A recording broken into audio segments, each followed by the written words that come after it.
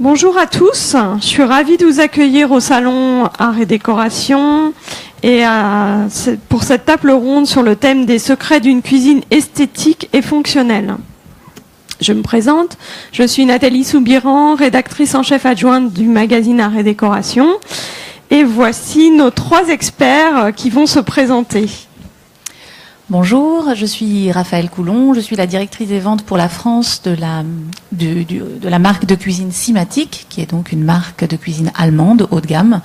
Et sur la France, on a un réseau de distributeurs partenaires de 21 points de vente sur les villes les plus importantes au vu du secteur, puisque ce sont des distributeurs exclusifs ou quasi exclusifs. Donc on ne trouve Simatic que dans des boutiques Simatic. Voilà.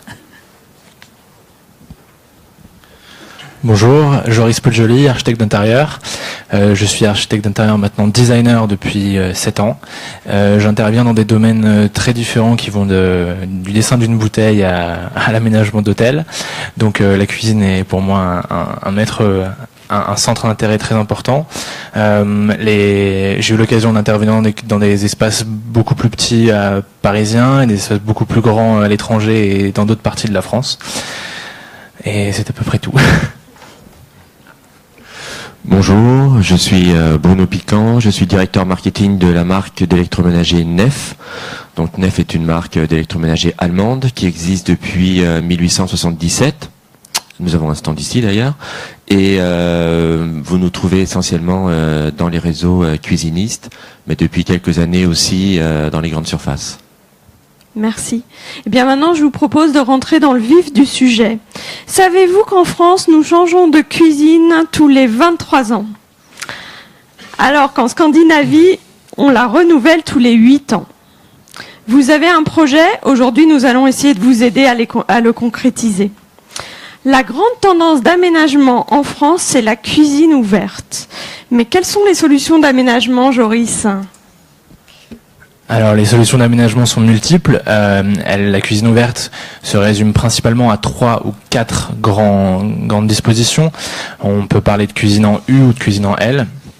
Mais dans la majeure partie du temps, on parlera d'îlot.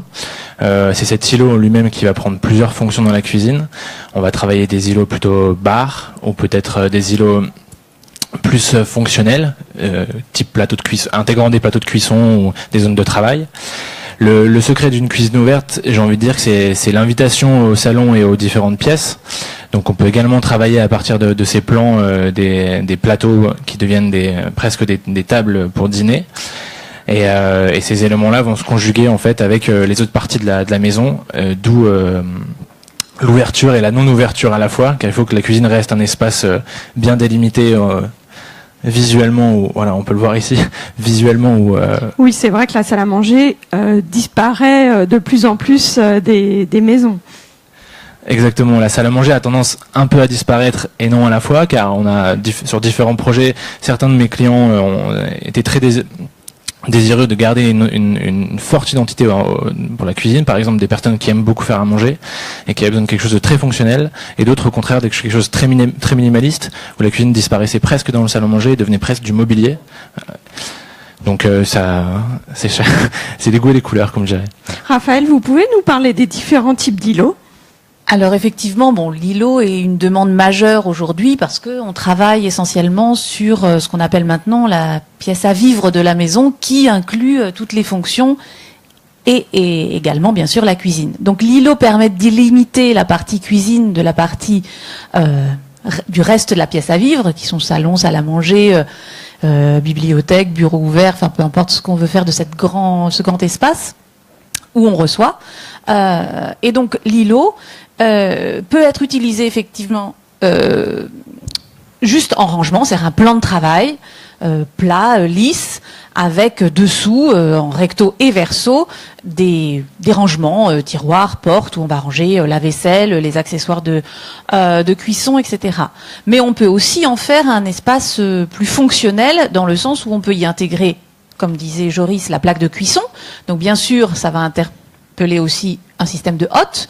Donc Bruno pourra en dire un petit peu plus sur les hottes suspendues, les hottes intégrées dans le plafond, les hottes dans le plan de travail, les hottes dans la plaque de cuisson carrément. Donc, mais bon, forcément, si on cuisine, on doit avoir besoin d'une hotte à proximité. Suite à quel est l'avantage d'avoir la plaque de cuisson dans le plan de travail, c'est qu'on fait face à ses invités la plupart du temps, du coup, quand on cuisine, ce qui est plus convivial, qui permet de continuer la conversation, parce que même si on dit que monsieur prend de plus en plus de part à la cuisine, faut pas se leurrer, c'est quand même beaucoup madame qui continue à cuisiner tous les jours, et de ce fait, quand on reçoit ses amis, on a de moins en moins envie de se couper de la conversation, de revenir et de dire ah mais qu'est-ce qu'ils ont dit, pourquoi ils rigolent, etc. Donc de pouvoir continuer le repas en préparant, c'est quand même bien utile. Mais on peut aussi avoir l'eau. L'arrivée d'eau, l'évier dans le plan de travail, dans l'îlot, et d'avoir la plaque de cuisson sur un linéaire mural. Tout dépendra aussi des possibles arrivées techniques qu'on peut faire arriver sous l'îlot, parce que si on a de l'eau il faut forcément une arrivée d'eau qui arrive sous l'îlot, qui est au milieu d'une pièce, il faut une évacuation d'eau. Et si on a une plaque de cuisson, bien sûr, il faut l'électricité, ça c'est le minimum. Mais si on a la hotte, il faut forcément aussi une évacuation d'air dans la plupart des cas, ce qui n'est pas toujours le... Bruno, vous pouvez nous en dire plus sur les électrodes qu'on peut mettre dans un îlot, qui sont spécialement conçus en fait pour bien s'intégrer dans un îlot? Oui, alors déjà dans un premier temps, sur la cuisine ouverte sur le salon, je voudrais juste spécifier le fait que les fabricants d'électroménagers, dont ma marque en l'occurrence, font un effort depuis des années sur le design des appareils. C'est-à-dire vous avez une certaine homogénéité dans les lignes, que ce soit le four micro-ondes, la hotte, la table. Vous avez vraiment une continuité de design. Ça c'est vraiment important.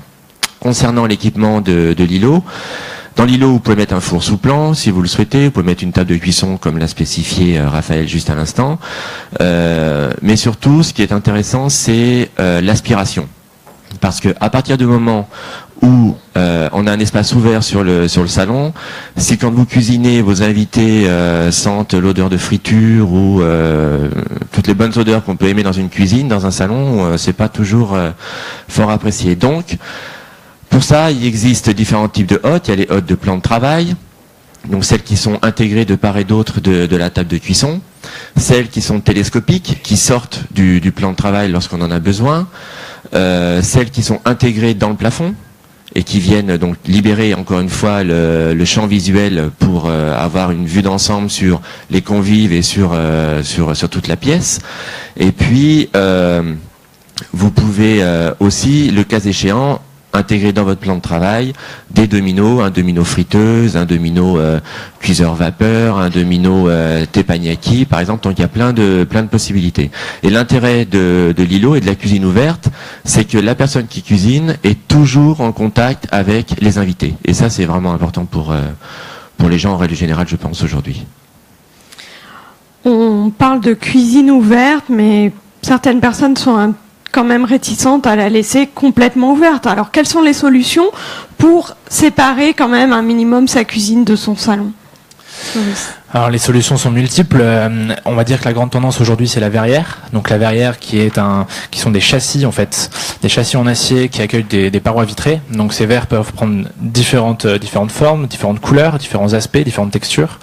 D'ailleurs les cuisinistes maintenant on intègre presque dans leur showroom en termes d'exposition. Vous avez également l'idée de l'étagère, d'étagères qui ont une double fonction, qui peuvent accueillir des livres donc de cuisine ou donner sur le côté salon.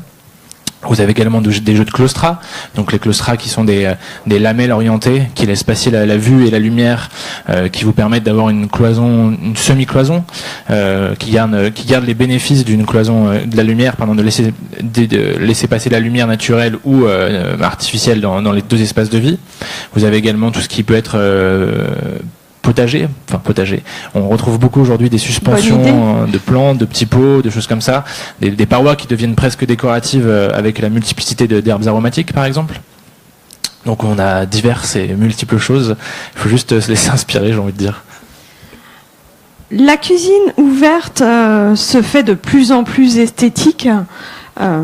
Elle fait salon, hein, on peut le dire comme ça. Quelles sont les tendances déco dans la cuisine ? Alors, en ce qui concerne les tendances déco dans la cuisine, forcément du fait de cette cuisine ouverte, elle va aller de pair avec les tendances générales en décoration de la partie salon. Toutefois, comme vous disiez en introduction, on ne change pas sa cuisine tous les jours et on la change moins souvent qu'on change ses rideaux ou son tapis ou son canapé. De ce fait, la cuisine doit rester dans sa partie meuble en tant que telle, le plus souvent plus neutre ou plus intemporelle en tout cas, mais elle va être composée avec des couleurs et des accessoires qui vont participer aux tendances décoratives du reste de la pièce.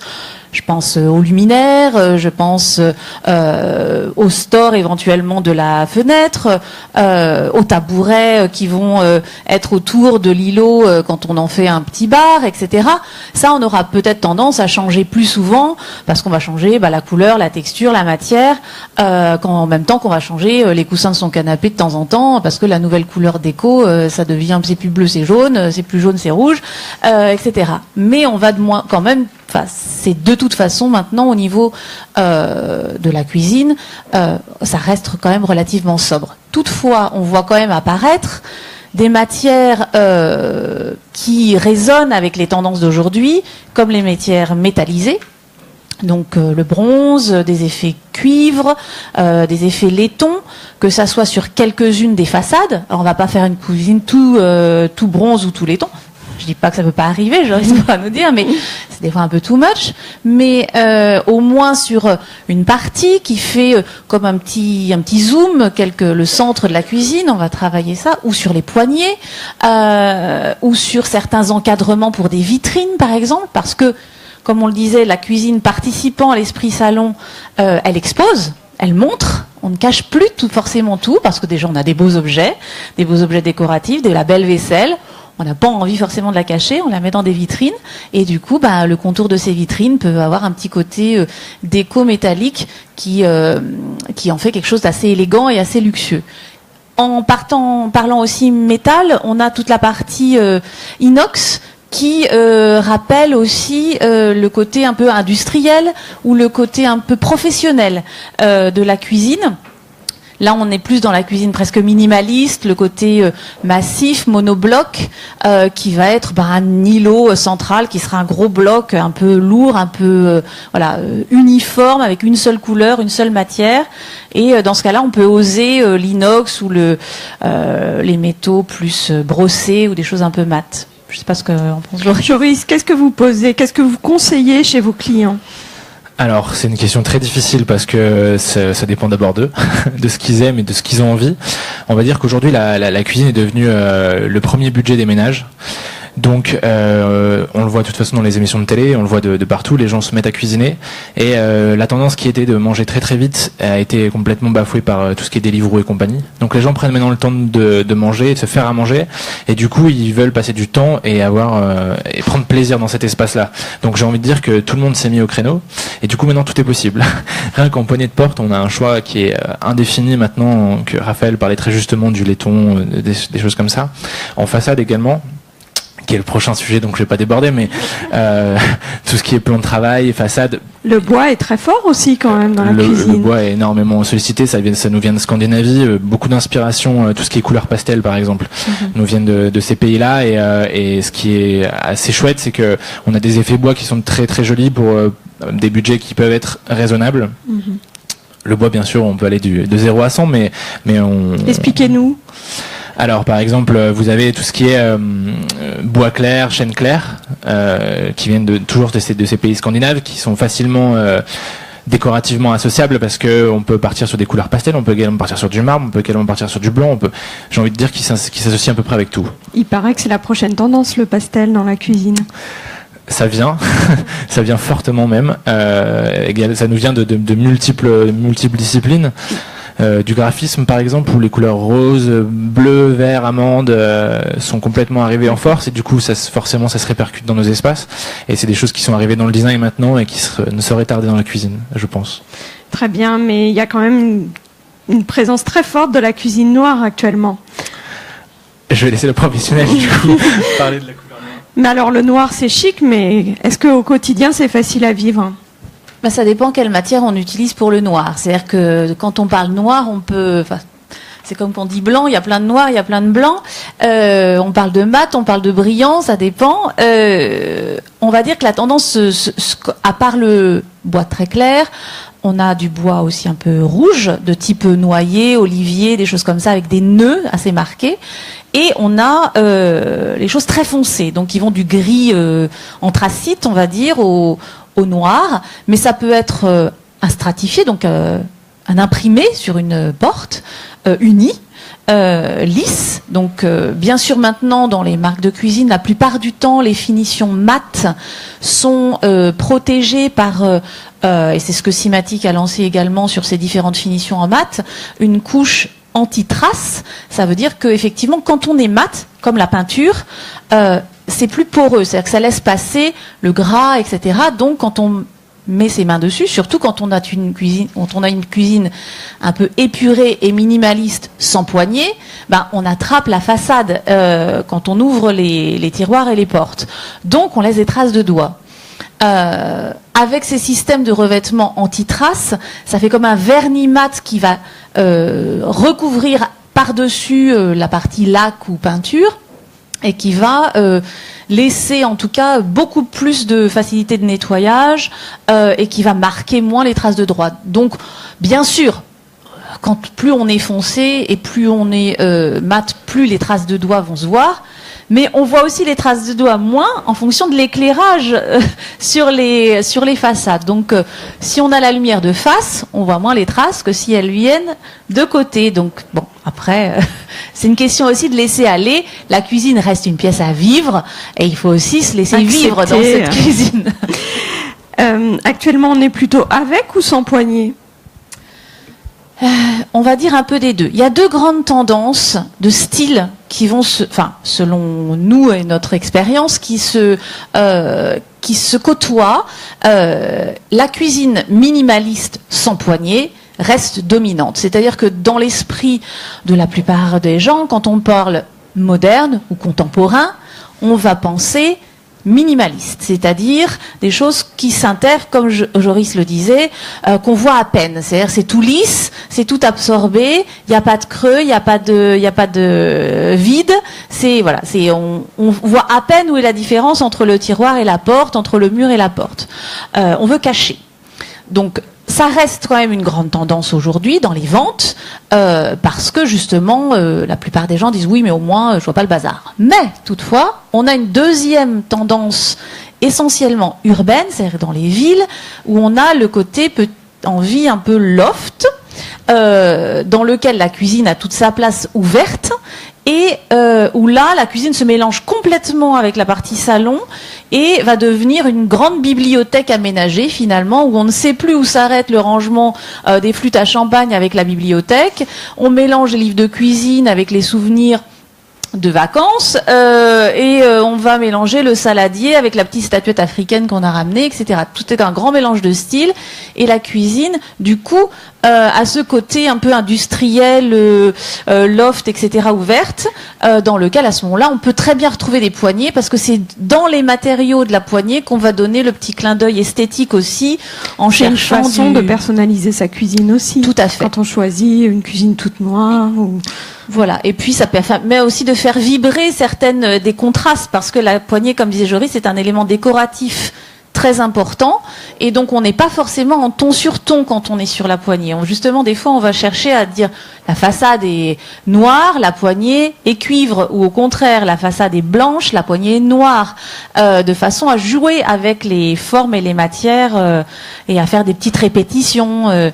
On va avoir les mêmes poignées sur l'îlot, par exemple, sur les tiroirs de l'îlot, que sur le buffet de l'autre côté du salon, parce que tout ne fait plus qu'un. Très bien, on a parlé des tendances déco des meubles. Je voudrais qu'on parle des tendances déco des électroménagers. Bien. Quels matériaux, quelle esthétique? Alors, avant, du vécu, parce que j'ai une cuisine noire, donc ceux qui pensent qu'ils nettoieront moins leur façade de meubles avec du noir, c'est une erreur. Je vous le dis tout de suite. Et c'est du satiné. pas du mat. Mais il n'empêche que, et c'est vrai, lorsque le soleil donne de profil sur le noir, c'est une catastrophe. Mais c'est très joli quand même. Alors, concernant l'électroménager, il y a plusieurs tendances qui sont dessinées depuis un certain nombre d'années. Je vais commencer par une tendance de fond, on va dire. Aujourd'hui, tous les lave-vaisselle, pratiquement, qui sont équipés dans les cuisines intégrées, sont des lave-vaisselle tout intégrables. Et si je remonte 10-15 ans en arrière, les gens étaient plutôt fiers, en règle générale, de montrer le bandeau de leur lave-vaisselle intégrable dans leur cuisine. Aujourd'hui, c'est devenu presque commun d'avoir un lave-vaisselle, et les gens sont plutôt fiers de le cacher, et tout à coup d'ouvrir une porte, avec ou sans poignée d'ailleurs, et de montrer que là se cache en effet le lave-vaisselle.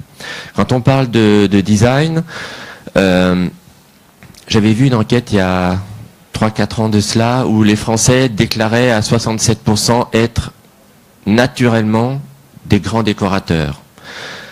Or, la tendance de fond à cette époque-là, c'était que 85% des couleurs de four qui se vendaient étaient de l'inox. Autrement dit, ils avaient à peu près tous le même goût. Mais aujourd'hui, ça change. Parce qu'aujourd'hui, on voit, et si vous regardez le marché de l'électroménager, toutes les marques se développent plutôt vers le noir. Donc on mélange le verre et l'inox. Là où l'inox était vraiment prépondérant avant, aujourd'hui on voit de plus en plus de verre noir ou de vitraux céramiques sur les tables de cuisson par exemple. Et ça sont des vraies tendances. Quand on parle maintenant de cuisine vraiment minimaliste, un petit détail, et c'est important de feuilleter parfois les catalogues des fabricants en règle générale, parce que vous trouvez des solutions qui peuvent être malines. Exemple, la hotte télescopique, la hotte tiroir, celle qui dépasse toujours en dessous des meubles, ce qui n'est pas très très joli, sauf si nos amis cuisinistes mettent des bandeaux cache-lumière pour cacher la hotte, mais ça se fait plus trop. Donc souvent aujourd'hui on voit juste le petit tiroir, donc il y a une épaisseur de 3-4 cm qui dépasse sous la hotte, et ça c'est esthétiquement c'est pas ce qu'il y a de plus beau. Donc il existe maintenant par exemple des ascenseurs à hotte, c'est-à-dire c'est un accessoire qui se met dans le meuble de la hotte ou sur le mur, vous accrochez la hotte dessus, et quand vous avez fini de vous servir de la hotte, vous poussez et elle rentre dans son meuble. Et quand vous en avez besoin, il suffit de tirer vers le bas, elle descend et vous ouvrez la hotte. Donc tout ça sont des petits exemples qui montrent que les fabricants offrent des solutions, les cuisinistes les utilisent bien souvent, et surtout ça vous rend des services vraiment très importants. Juste petite chose par rapport à l'électroménager, dans le côté minimaliste, il existe aussi de ce fait, parce que même si les électros sont très beaux, et voilà, ont tendance à vraiment jouer le côté esthétique de la façade, etc., reste quand même les contrastes de couleurs. Effectivement, quand vous avez une cuisine blanche et que vous avez toutes les marques ne font pas forcément des façades à multiples couleurs, donc dans certains cas des marques relativement haut de gamme, vous avez le choix sur la couleur du verre de votre four, mais c'est pas toujours complètement absent de votre colonne armoire dans lequel vous avez votre four, surtout que on a de plus en plus plusieurs fours dans une cuisine aménagée aujourd'hui. On a le four classique, le four micro-ondes, le four vapeur, vous avez les tiroirs chauffants sous le four, vous avez tout un tas de choses qui font que vous avez plein de grands cases carrées dans votre cuisine, alors que vous pouvez aligner, que vous pouvez superposer, mais ça fait quand même des gros carrés qui souvent sont sombres. Donc dans les cuisines minimalistes, vous avez aussi la plupart du temps la possibilité de les intégrer dans des armoires, comme vous faites quand on fait pour le lave-vaisselle, c'est-à-dire que c'est une porte qui va coulisser dans une épaisseur, comme ce qu'on appelle les portes à galandage, presque dans la construction d'architecture d'intérieur ou de décoration. Donc c'est des portes coulissantes qui rentrent dans un bloc et qui, en ressortant, vont fermer l'armoire. C'est-à-dire que quand vous avez bien sûr besoin de votre four, vous ouvrez la grande porte, et puis quand vous recevez, comme la cuisine est ouverte et que vous voulez pas trop que ça se voit, vous voulez bien que ça soit tout joli, tout absent, et vous fermez la porte. Donc ça fait comme des grands placards en fait. De plus en plus de cuisinistes proposent des intérieurs de placards assortis aux façades. Est-ce qu'on doit soigner l'intérieur de ces placards aussi bien que l'extérieur ? Alors la couleur des intérieurs de placards en tant que telle, Simatic le fait pas. Nos intérieurs sont toujours blancs au niveau de l'intérieur. Quand vous ouvrez une porte, l'intérieur est toujours blanc. En revanche, dans les vitrines, bien sûr, les intérieurs sont coordonnés puisque la porte étant transparente, on veut quand même que l'intérieur de la vitrine soit plaqué. Par contre, quand on parle d'aménagement intérieur, c'est encore autre chose avec la couleur du placard. C'est la fonctionnalité du rangement. Parce que ce qu'on demande aujourd'hui au minimum dans une cuisine, c'est pas qu'elle soit belle, c'est surtout qu'elle soit fonctionnelle. Donc il faut pouvoir ranger bien, ranger facile, retrouver facile et ranger le plus possible parce que les mètres carrés sont comptés. Avant de ranger, on va s'intéresser quand même au plan de travail et à la crédence.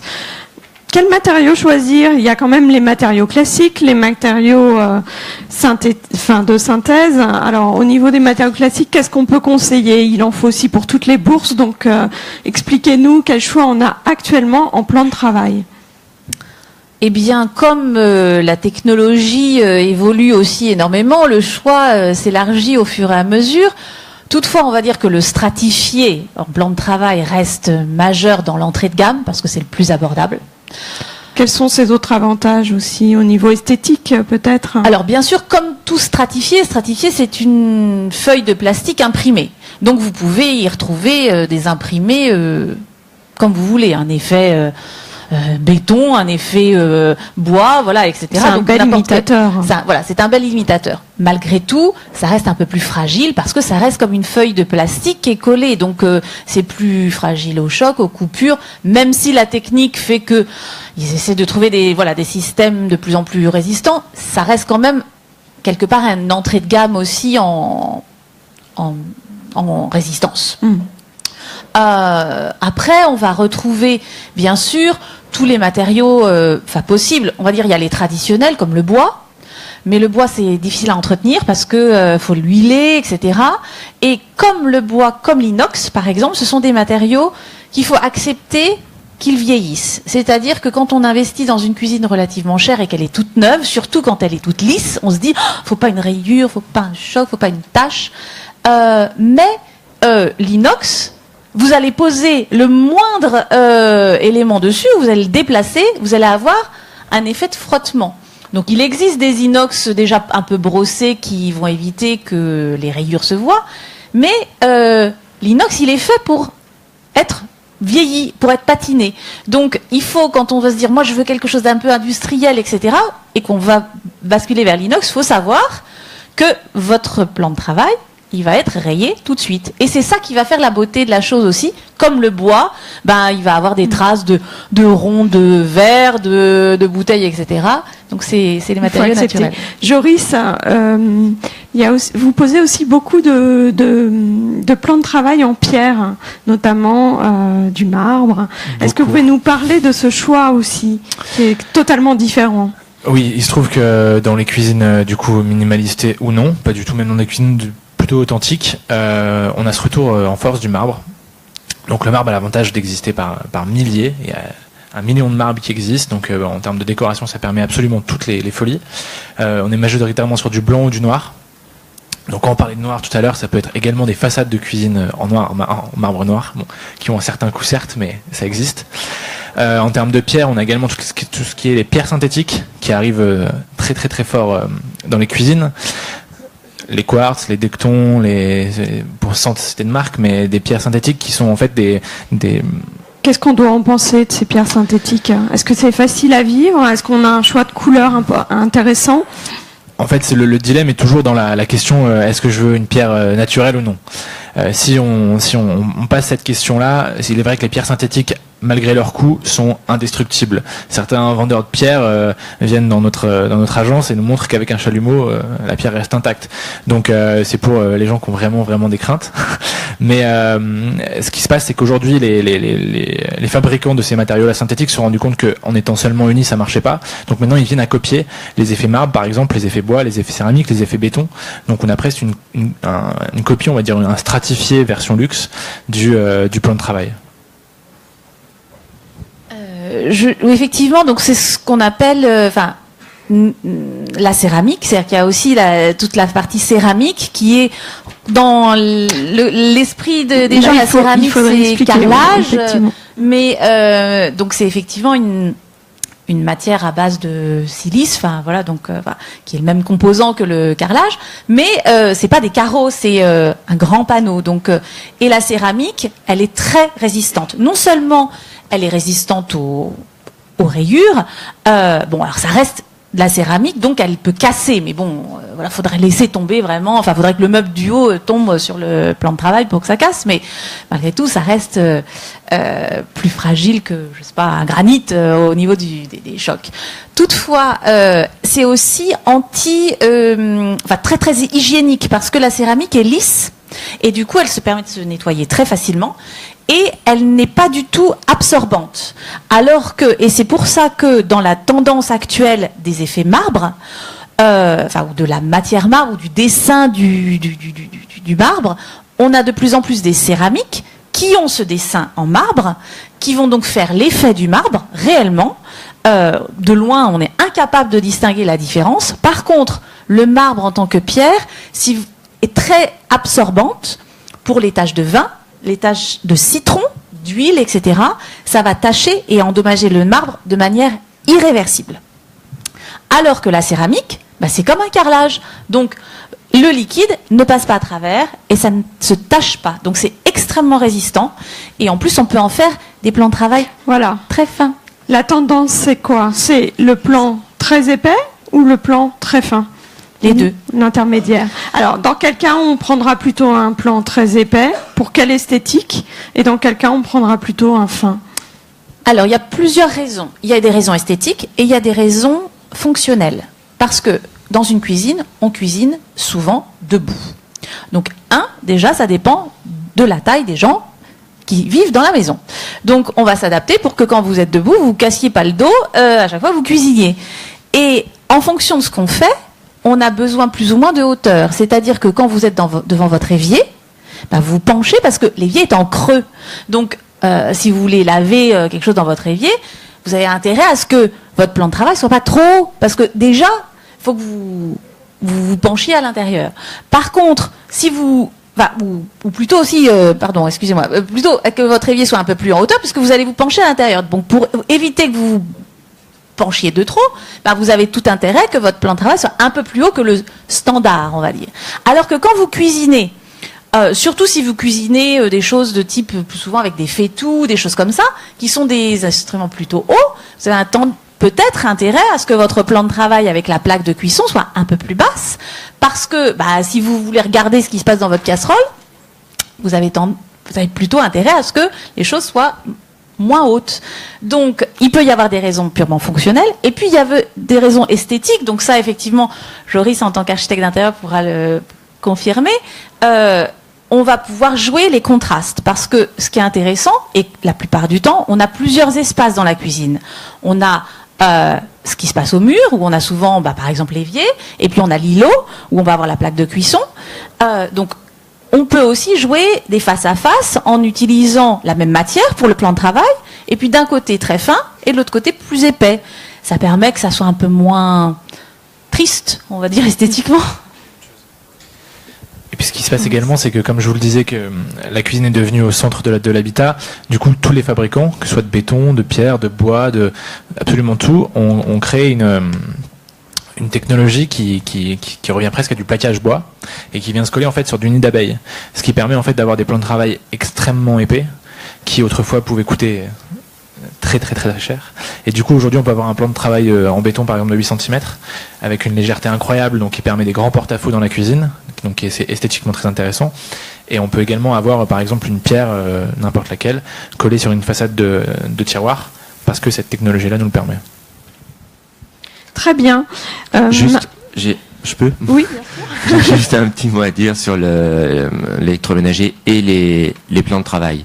En ce qui concerne l'électroménager, pour ceux et celles qui souhaiteraient installer une table de cuisson qu'on appelle la fleur de plan, c'est-à-dire sans cadre autour, dans ces cas-là, il vaut mieux utiliser, il vaut mieux éviter d'utiliser un plan de travail en bois, parce que le joint qui est fait tout autour de la table peut devenir poreux au fil des ans, et l'humidité s'incruste dans le bois et abîme le bois. Donc dans ces cas-là, quand vous utilisez une table à fleur de plan, il vaut mieux avoir soit un plan de travail en pierre, soit en matière synthétique.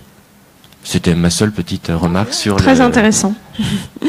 Donc, à l'intérieur des placards, quelles sont les dernières innovations pour ranger et gagner de la place dans notre habitat ?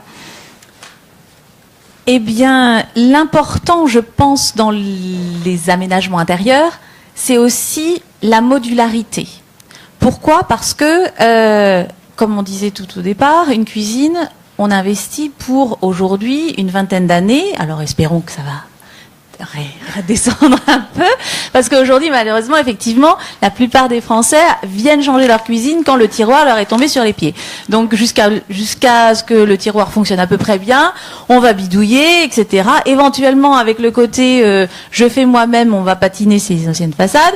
Et vraiment, quand on n'en peut plus, on vient changer sa cuisine. Donc, mais la cuisine étant une pièce à vivre, on a aussi maintenant de plus en plus envie qu'elle soit jolie. Donc on va essayer de la rénover un peu plus souvent.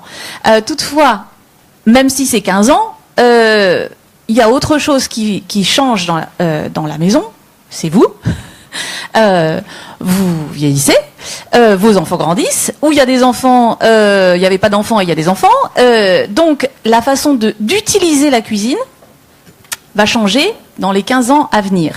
Donc, il faut qu'on puisse moduler les hauteurs de tablettes dans les armoires, la façon dont on va trier ou positionner les choses qui peuvent être accessibles et qui doivent l'être moins quand il y a des petits-enfants, ou au contraire, qui doivent être plus accessibles quand on a un peu moins de facilité à lever les bras. Et aussi parce que les conditionnements évoluent énormément avec les modes. C'est-à-dire que la société de consommation telle qu'elle est, le design, etc., invente régulièrement des nouvelles tendances. À un moment donné, c'est les tout petits flacons, après c'est les grandes bouteilles, après c'est les gros pots, après les petits pots, après c'est des boîtes carrées. Et de ce fait-là, on les range pas de la même façon aujourd'hui qu'on les rangera dans 5 ans, et c'est pas de la même manière non plus qu'il y a 5 ans. Donc l'important, c'est aussi de pouvoir structurer ces placards et ces tiroirs au fur et à mesure du temps, différemment. Donc c'est aussi d'avoir des intérieurs qui soient composables, modulables, évolutifs. Et dans mes coins, comment je range dans mes coins de cuisine ? Quels sont les différents équipements ? Alors l'équipement le plus connu, c'est ce qu'on appelle le tiroir Le Mans, c'est-à-dire que c'est comme un haricot qui ressort de l'angle quand on l'attrape d'un coin. Donc de plus en plus maintenant, ces systèmes de tiroirs, alors on l'appelle Le Mans parce que la forme du haricot, en fait, ça a la forme du circuit automobile du Mans. Donc c'est pour ça qu'on l'appelle Le Mans. Voilà. Donc quand on le tire et qu'on l'ouvre, il sort complètement du placard. C'est ça qui est aussi important, c'est que les choses soient accessibles quand on les extrait. Après, voilà, vous avez tout un tas de systèmes de paniers qui vont justement sur un système d'axes, de charnières qui vont sortir du coin pour venir à vous. On travaille aussi de plus en plus les profondeurs de placards. Effectivement, les profondeurs, alors Joris pourra confirmer dans ces structures, mais effectivement, les profondeurs existent. Et effectivement, avec des marques, paniers qui sortent. Des paniers qui sortent. Plus les marques sont haut de gamme, plus les marques proposent des systèmes plus sophistiqués, plus résistants et plus sur mesure. Parce que l'important n'est pas d'avoir 10 profondeurs, c'est d'avoir la profondeur qui vous convient. Donc, qui vous convient par rapport à l'espace dont vous disposez, à la façon dont vous voulez charger ou non vos tiroirs, parce que si vous avez des tiroirs qui sont très profonds, vous allez avoir tendance à en mettre beaucoup dedans. Donc après, il faut des résistances au niveau du poids des tiroirs, parce que quand on ouvre un tiroir, et surtout si le tiroir ou le panier sort complètement du meuble, ça fait que le poids qui est à l'intérieur se retrouve à l'extérieur, et du coup n'est plus du tout supporté que par les petites glissières de côté de vos tiroirs. Donc vous avez intérêt à ce que ça soit résistant. C'est ce que proposent des marques haut de gamme, bien sûr.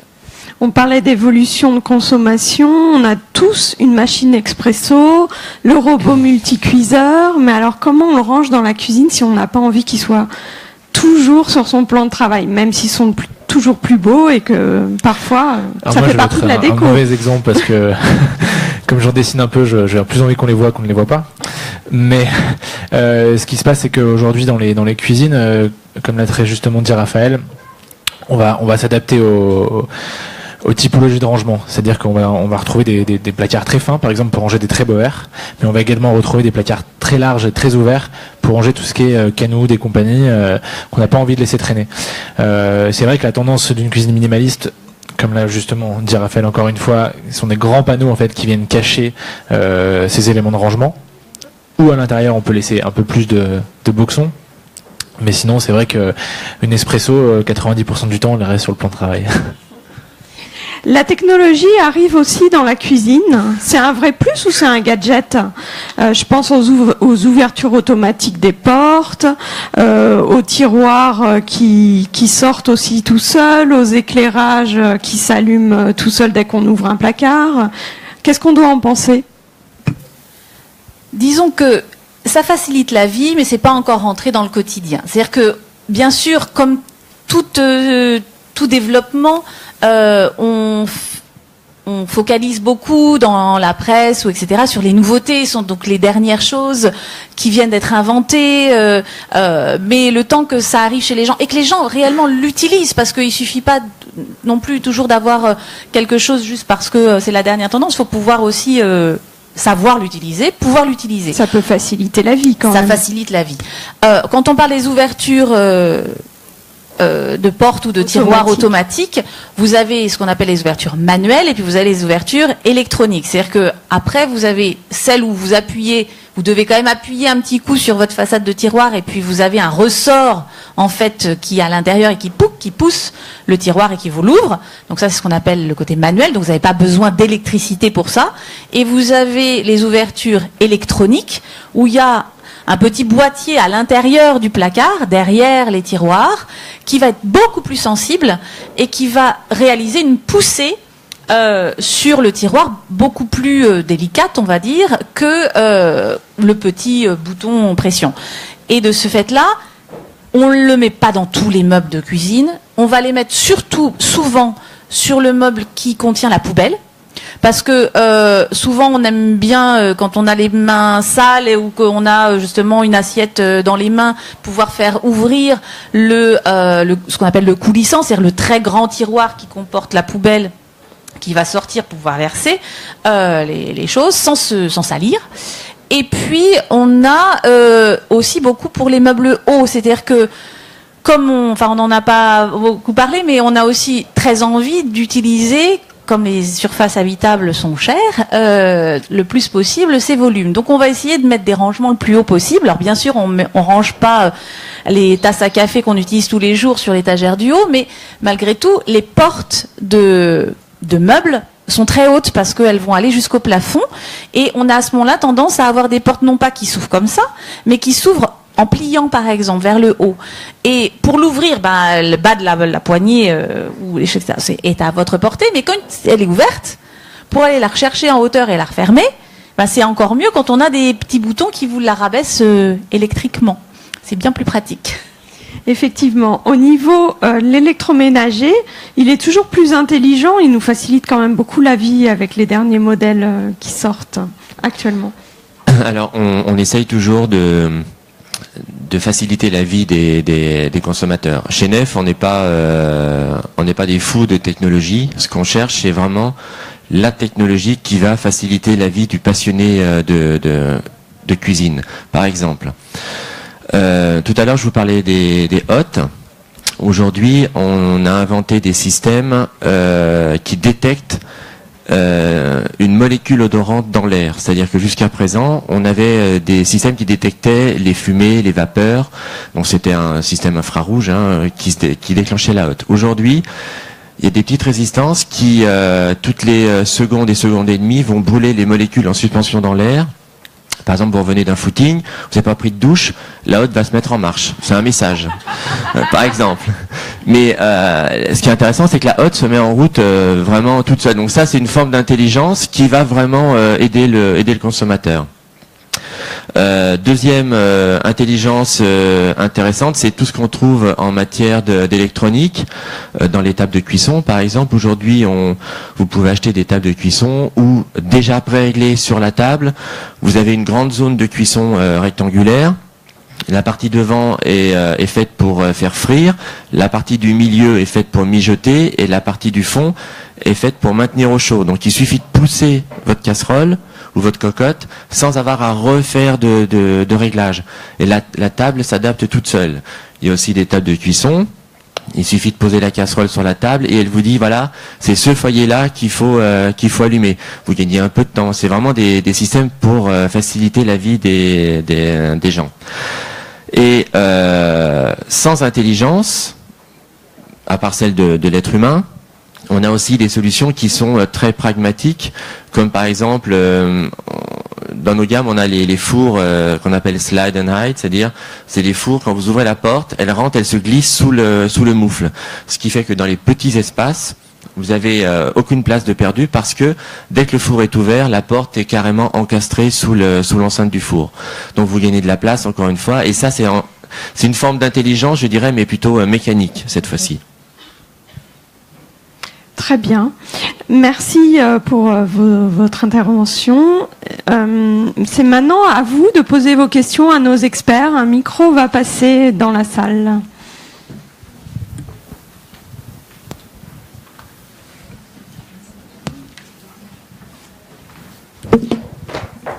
Des questions ?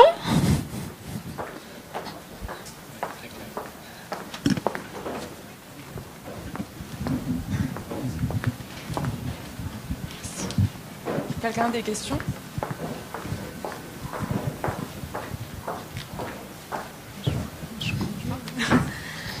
Bonjour. J'ai une question. Enfin, il y a vous avez parlé de cuisine haut de gamme, mais il y a aussi des cuisines bas de gamme, et je voudrais savoir si ça a vraiment, vu qu'une cuisine haut de gamme ça coûte un peu plus cher, est-ce que ça a vraiment une utilité, enfin, dans la vie quotidienne, est-ce que ça vaut le coup de mettre un peu plus d'argent que commencer par une cuisine bas de gamme avant d'avoir des choses plus importantes?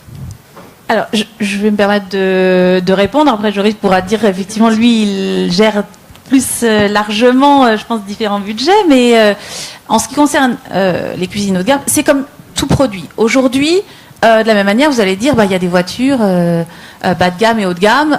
Pourquoi je vais aller acheter une Ferrari, finalement, si j'ai juste besoin d'aller de chez moi à la gare? Bon, finalement. Donc, chaque fonction a un besoin qui va être en fonction de vos envies.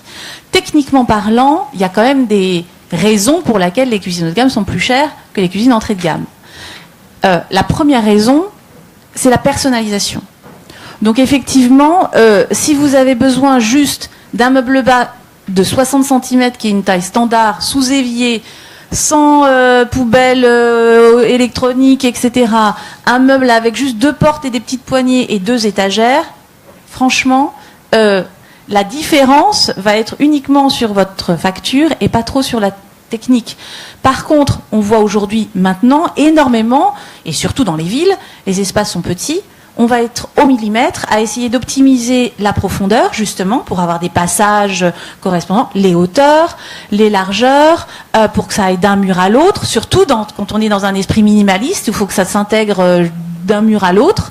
Et donc là, le haut de gamme a un vrai rôle parce que ce sont des architectes d'intérieur qui travaillent dans les showrooms des magasins de cuisine haut de gamme et qui vont savoir aussi optimiser au mieux et dire si vous avez besoin d'un tiroir de 58,3, on va pour aller jusqu'au mur et pas perdre les 5 cm qui restent, on va vous le faire.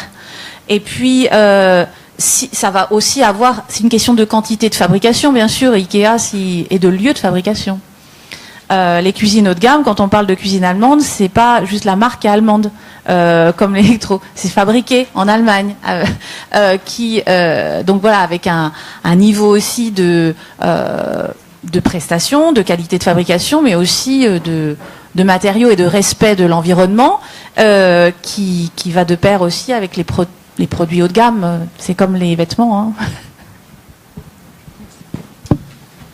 Moi, je pourrais ajouter que je vais juste parler de cuisine en termes de menuiserie, non pas d'électroménager, parce que l'électroménager, maintenant, je pense qu'on tape sur Google et vous pouvez avoir 6 millions d'avis en même temps, donc je vais être mal placé pour ça. Mais en termes de menuiserie d'aménagement, la principale différence, je pense que c'est l'approche. Par exemple, quand vous allez acheter une cuisine entrée de gamme, qui sont très bien, moi j'en pose très souvent, c'est juste que vous allez prendre quelque chose et vous allez l'intégrer chez vous. Une cuisine haut de gamme, c'est que vous allez penser en amont comment votre cuisine va être à l'intérieur de votre espace. C'est-à-dire qu'on va faire en sorte que les murs soient affleurants, c'est-à-dire ils vont arriver au même niveau, ils peuvent complètement même disparaître. On va essayer de travailler en sorte que, comme le disait Raphaël, que les 53,2 cm qui vous restent, ne soient pas une plage perdue, parce que chez Ikea ça n'existe pas, il reste du 40 ou du 60. Et si vous partez par exemple sur une base Ikea par exemple, qui est très bien, dès que vous allez vouloir un peu customiser cette cuisine-là, donc changer les portes par quelqu'un qui vous installera des nouvelles portes, changer la quincaillerie, changer 2-3 choses, et vous allez voir que le prix de votre cuisine simple va vraiment augmenter. Et du coup, au final, l'un dans l'autre, si vous changez le plan de travail par exemple, ça va revenir à peu près à un prix de cuisine moyenne gamme. Donc, soit vous adaptez quelque chose chez vous, soit vous partez du principe que une cuisine moyenne gamme va venir s'intégrer complètement sur mesure et de manière intelligente à votre intérieur. Une autre question ? Bonjour, moi j'avais une question. Vous parlez des plans de travail tout à l'heure, vous n'avez pas parlé des crédences, il me semble. Exact, c'était prévu, mais... Ah, pardon. Très bien, merci. En ce qui concerne les crédences, alors après, voilà, Joris pourra dire ce qu'il fait, mais souvent on a tendance à unifier la matière du plan de travail et de la crédence, parce que souvent on va utiliser moins de 3 matières ou couleurs dans une même cuisine, donc on va avoir les meubles, les façades, éventuellement des petites vibrations qui sont faites par les poignées ou des petits détails, et puis la partie crédence plan de travail. Ce qui est intéressant dans la crédence, surtout quand on travaille par exemple avec des effets marbre, c'est d'avoir, le plus élégant on va dire, c'est ce qu'on appelle les découpes à livre ouvert. Alors, je ne sais pas si ça vous parle, c'est que, par exemple, dans une pierre, vous avez des veinages. Mais les veinages, il n'est jamais pareil. Donc, si vous avez des morceaux de pierre les uns à côté des autres, dans un côté, vous avez des traces comme ça, puis de l'autre côté, vous avez des traces comme ça. Et vous n'avez pas forcément une continuité de dessin. Quand vous parlez à livre ouvert, c'est que vous coupez la pierre dans son épaisseur et vous l'ouvrez comme un livre. Et ça vous fait comme une tache d'encre avec un axe de symétrie au centre. Donc vous avez d'un côté le veinage qui part comme ça, et de l'autre côté le même veinage qui part dans l'autre sens, avec un point de centrale d'une ligne identique. C'est extrêmement élégant et très raffiné, et c'est assez tendance au lieu d'avoir des petits morceaux. Je sais pas. Qu'est-ce qu'on peut utiliser comme autre matériau en crédence ? Alors, c'est vrai que la plupart du temps, on part sur une continuité. Mais vous pouvez également vous amuser. Il y a une image, c'est pour ça que je regardais derrière, qui est assez flatteuse derrière, d'une cuisine noire avec une mosaïque. Ah, voilà. Une mosaïque verte. Voilà, ça c'est un parfait exemple d'un autre type de crédence. Vous n'avez pas le même plan de travail que la crédence, et par exemple avoir une crédence tout en zélige, je ne sais pas si vous voyez ce que c'est le zélige, le soutien marocain assez brillant, c'est quelque chose qui rentre très très bien par exemple avec un plan béton. Donc il suffit juste de se dire que parfois le plan de travail sombre, on n'a pas forcément tout le temps envie de le monter, sauf sur une cuisine blanche, mais ça reste quand même un jeu. Il faut oser, et puis ça peut donner un coup de peps à votre cuisine assez marrant. Est-ce que la crédence doit monter jusqu'au placard haut, ou on peut aussi l'arrêter un peu plus bas ? Alors ça dépend sur les pierres type granit, marbre.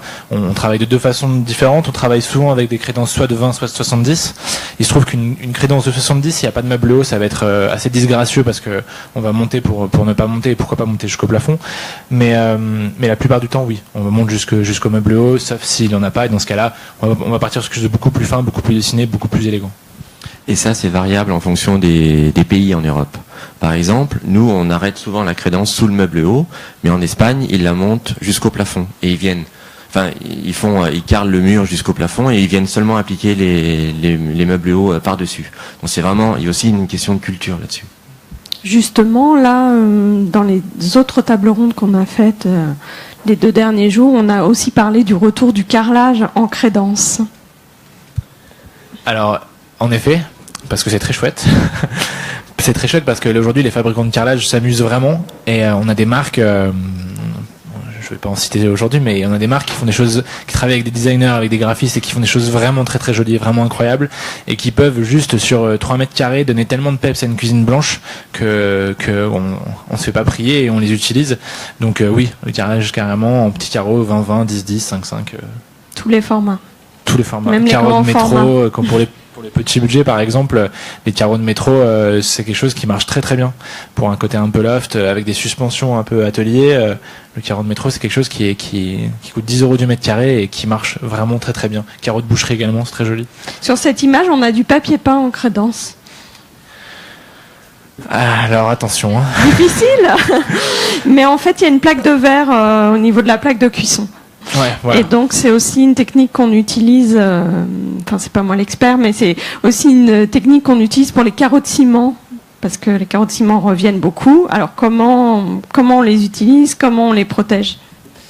Alors les carreaux de ciment, il se trouve que c'est vrai que c'est revenu beaucoup à la mode, le carreau authentique, mais il se trouve que le carreau authentique comme le marbre, il n'est pas fait pour la cuisine. Faut savoir que sur votre carreau de ciment, vous faites tomber une tache d'huile d'olive, et ben ça reste. Alors après il y a deux écoles, il y a l'école qui aime que ça se patine comme dans vos entrées d'immeubles parisiens et qui est très très jolie, et il y a l'école pas de tache du tout. Donc pour ceux qui ne veulent pas de tache du tout, je vous conseillerais plus de partir sur il y a beaucoup de fabricants aujourd'hui, énormément, qui ont recréé des carreaux de ciment en grès cérame, et donc là vous êtes tranquille, vous pouvez allègrement vous amuser dessus. C'est pratique. C'est pratique, ouais. Une autre question?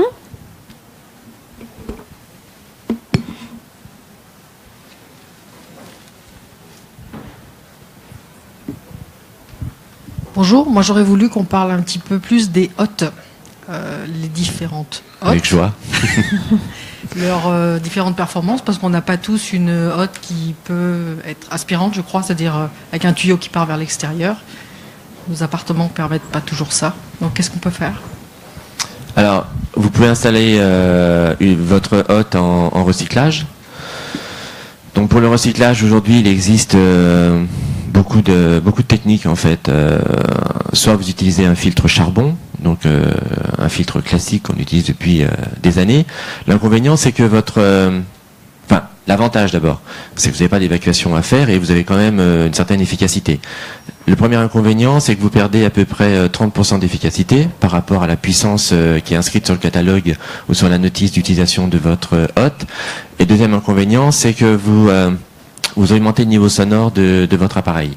Donc maintenant, il existe différents types de filtres qui ont été développés avec notamment l'industrie des filtres pour moteurs, des filtres diesel, et avec ces filtres-là qui coûtent au démarrage beaucoup plus cher en vérité que le filtre charbon, vous doublez la durée d'utilisation de votre filtre, c'est-à-dire qu'il dure entre 1 an et 2 ans, parce que le filtre charbon doit changer tous les 6 mois, et ça, personne ne le fait, moi y compris, je vous le rassure tout de suite.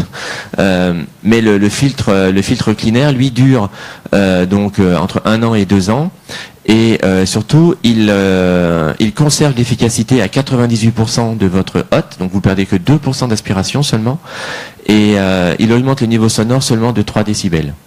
C'est quoi le niveau sonore standard d'une hotte? Ça, j'aurais bien du mal à vous répondre parce que, en fait, maintenant vous avez des moteurs standards, enfin classiques, comme il y a toujours existé. Vous avez des moteurs à induction, et puis c'est surtout tout dépend comment le moteur est placé dans la hotte. S'il est placé horizontalement ou s'il est placé verticalement, ça va pas engendrer le même niveau sonore. S'il est placé verticalement, le flux d'air va directement vers l'évacuation ou le filtre, alors que s'il est placé horizontalement, vous augmentez la surface d'aspiration, mais par contre, vous allez forcément créer un coude qui va augmenter le niveau sonore. Donc le niveau sonore dépend à la fois du moteur, à la fois des filtres. Si vous avez des filtres grillagés ou des filtres qu'on appelle périphériques, c'est-à-dire un filtre grillagé mais caché par une plaque d'inox par exemple ou de verre, le filtre en grillage caché va augmenter le niveau sonore de la hotte. Mais esthétiquement, c'est plus joli. Après, c'est juste une question de choix. Une autre question?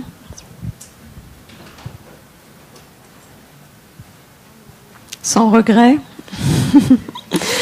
Eh ben, très bien. Écoutez, merci à tous d'avoir participé à cette table ronde et je vous souhaite une bonne visite du salon.